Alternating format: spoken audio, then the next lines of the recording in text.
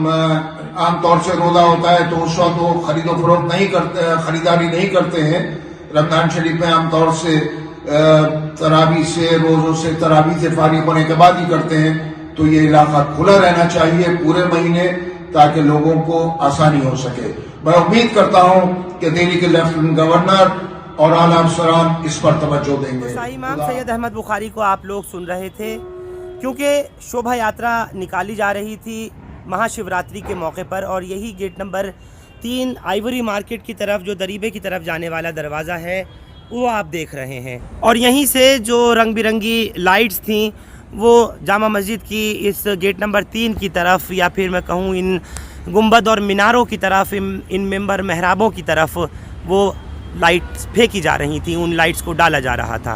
क्योंकि यहाँ पर शाही इमाम के मुताबिक, जिस तरह उन्होंने कहा कि जो SHO हैं थाना जामा मस्जिद के, वो यहाँ पर मौजूद थे, और उन्होंने कहा कि मैं खुद निकल कर के आया और तकरीबन 50 मिनट के आसपास, यानी घंटे भर के आसपास इसी तरीके से मस्जिद के पास ज़बरदस्त तेज़ आवाज़ में DJ बजता रहा, मस्जिद की तरफ लाइट वगैरह फेंकी जाती रही, और जिस तरीके से एक लेज़र शो टाइप से किया जा रहा था पूरी आवाज़ों के साथ में, तो शीशे तक थर्रा रहे थे मकानों के। और ये तमाम बात जो है उन्होंने बताई। उन्होंने ख़ुद कहा कि मैं इस चीज़ का गवाह खुद मौजूद हूँ, और मैं निकल कर के घर से बाहर आया और उस वक्त तक ये सब कुछ चल रहा था। पटाखा फेंकने की बात को उन्होंने बताया। ACP और SHO को उन्होंने बताया कि मैंने इस पूरे मामले के बारे में बताया। हालांकि उन्होंने खुले तौर पर कहा कि ज़िम्मेदारी थाने की थी, और थाना भी यहीं पर ही बराबर में ही है कि जल्द से जल्द इस जगह से, जहाँ पर शोभा यात्रा निकाली जा रही थी, DJ बज रहा था या नाच गाना हो रहा था महाशिवरात्रि के मौके पर, वहाँ से पुरसुकून तरीके से भी निकलवाया जा सकता था।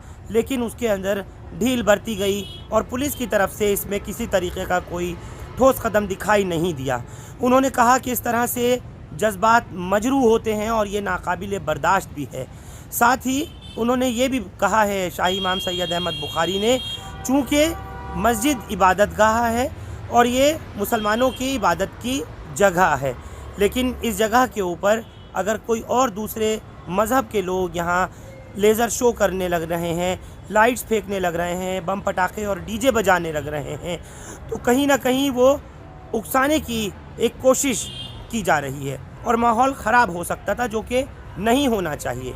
दिल्ली अमन का गहवारा रहा है और यहाँ भाईचारा, गंगा जमनी तहजीब बरकरार है, लेकिन अगर जानबूझकर इस तरीके से उकसाने का या प्रोवोकेशन का कोई कोशिश कर रहा है, तो ये इंतज़ामिया की, ये पुलिस की, ये सरकारों की, ये दिल्ली के लेफ्टिनेंट गवर्नर की ज़िम्मेदारी है कि लोगों की सुरक्षा को, सेफ्टी सिक्योरिटी को इंश्योर करे, सुनिश्चित करे।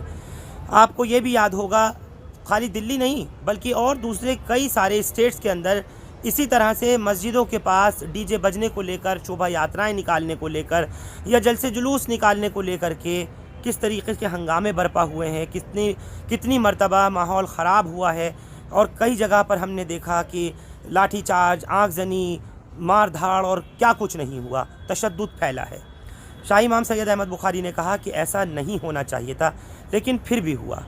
पूरी तरीके से जिस तरीके की पुलिस की यहाँ पर कारकर्दगी होनी चाहिए थी वो नहीं थी, ऐसा शाही इमाम का कहना था। अलावा उसके आप लोगों ने ये भी देखा कि कल जुमे की नमाज के दौरान इंद्रलोक में जिस तरीके के हालात पेश आए, जैसे उस चौकी इंचार्ज मनोज कुमार तोमर ने किया, वो भी काबिल मजम्मत है।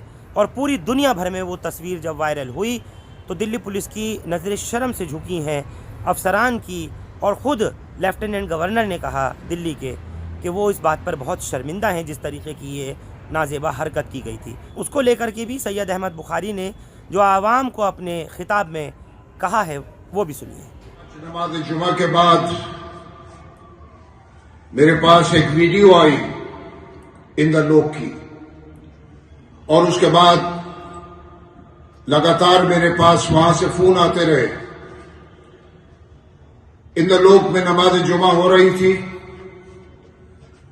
कुछ नमाजी जब मस्जिद भर गई और उसमें जगह नहीं थी जुमे की नमाज पढ़ने की, तो उन्होंने बाहर सफे बांध ली। जब नमाज हो रही थी उस दौरान उस इलाके के चौकी इंचार्ज ने वहां आकर नमाजियों को ठोकरे मारी।